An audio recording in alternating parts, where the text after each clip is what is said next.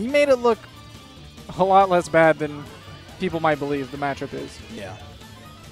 Well, we're going to see a matchup that you're not going to see all the time, so pay attention if you don't know a whole lot about Olimar, because Army is going to be one of the better Olimar players that you're going to see out there. Yeah, going up against veteran FX Dakpo, now using Diddy Kong. Is that his, like... That is his his character of choice. Goodbye, ZSS. Not goodbye, but, yeah. He still has the ZSS. He still has... Still has ZSS, still has Luigi. Yeah, still has Luigi. That's the character I couldn't think of. He says he has 4 tournament-ready characters. There's 3 that I named, and I'm going to keep the 4th one a secret because I don't know if he wants me to let all his secrets out there. He needs it to be like the Armada Fox. The when your back's to the wall, the last-ditch counter. Spoiler alert, it's Jigglypuff.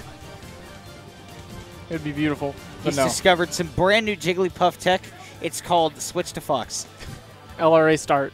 LRA Fox. But, I mean, Diddy Kong versus Olimar is going to be a little bit interesting. An interesting property of Olimar's Pikmin, they don't do very well against aerial attacks. Yeah, no. And Diddy Kong has some pretty strong aerials, so we might be seeing him taking advantage of that. But right now, all I'm seeing is Army taking maximum advantage of the damage that his Pikmin pile on. And I think that that's a good thing for Army that Diddy Kong's aerials are so strong and he can use them to knock off the Pikmin, because that's what Dakpo might prioritize on.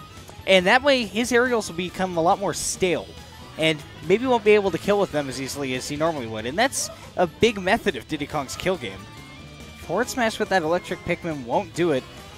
Dakpo's got a hefty deficit already. I mean, it just goes to show you that Olimar really can stack up that damage. It's all about finding that kill and managing your Pikmin so that you can get the right one out there for the kill.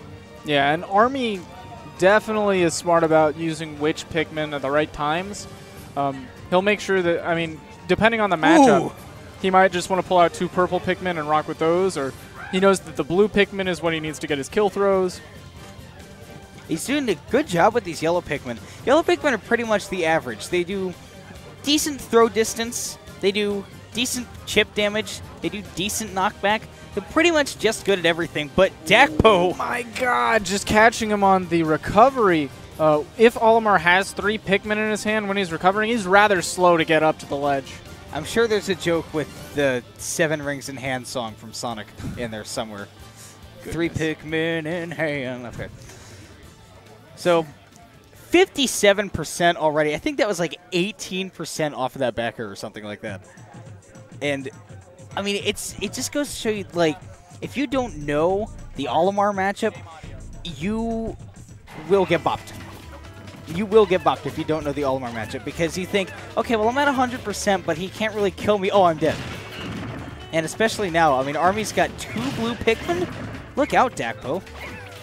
Yeah, he definitely does not want to get grabbed, and the grab range from Olimar is pretty deceiving.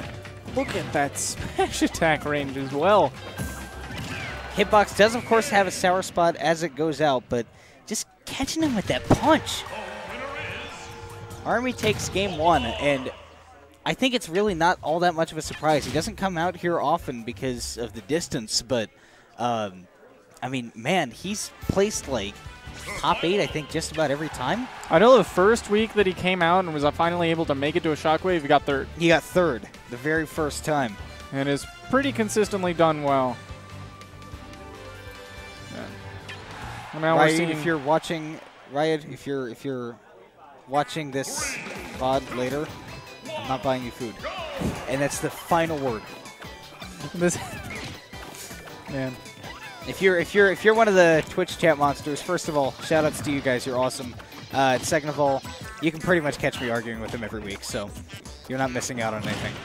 All right. Game 2, we're on Town and City. And Dakpo's doing a little bit of a better job trying to dance around these Pikmin, shielding and not letting them grab on, and instead just saying, I'm going to play a little more patient, which normally you'd think that's what Olimar wants you to do, because Olimar is quite a patient character. But as long as you're taking the time to look at the individual Pikmin that he's got out next and tracking that color as it comes towards you, you can actually get a pretty good idea of what he's trying to do in the neutral. Especially if he's already thrown all 3 of his Pikmin out. If you're able to get up close to him during that time, he doesn't have very many attacks to contest you. He has to wait for his Pikmin to come back for him to be able to use them. Yeah, and he can use that down B, but it does take a little bit of time. Up air won't be killing yet. It's not quite 1.0. Ooh, falling out of the up smash. Olimar is tiny. He got the rerun right there, but wasn't able to seal the deal. The forward throw, though, perhaps the DI mix-up. Pretty bad DI, I think. Because he rocketed off of that stage. So Army, I think, just intentionally ran into that banana, just saying, just get this out of here. Let's just come up here. What are you doing? Got the banana in center stage. I think that's Army's banana right now.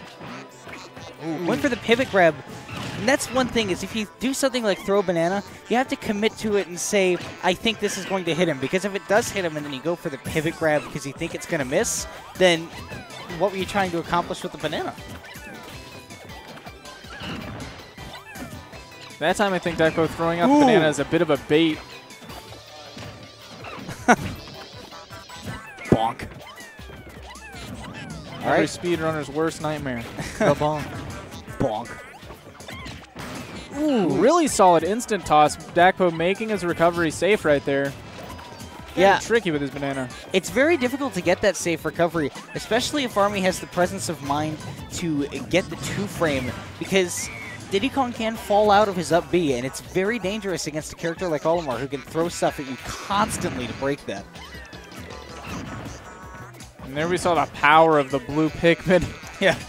Just launching Diddy, skyrocketing off the stage. But Dakpo made really good use of that last stock, surviving well over 150. But meanwhile, Army getting a little bit of a throw combo started there.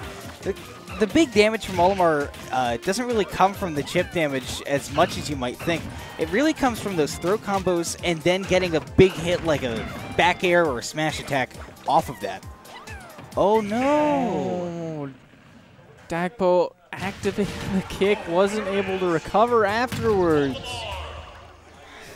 That was extremely unfortunate. He had a strong lead in that game, but just threw it away. Kind of, yeah, I mean, it's really disappointing, and I'm not sure if he, had a finger flub after he did that, where he just, like, kind of missed something on his controller and couldn't act out of it. I know for a fact that it wasn't intentional. No. Dang. Well, Army will take that. He will move on. For those asking, Dakpo did not drop ZSS. He's just now opting to main Diddy Kong.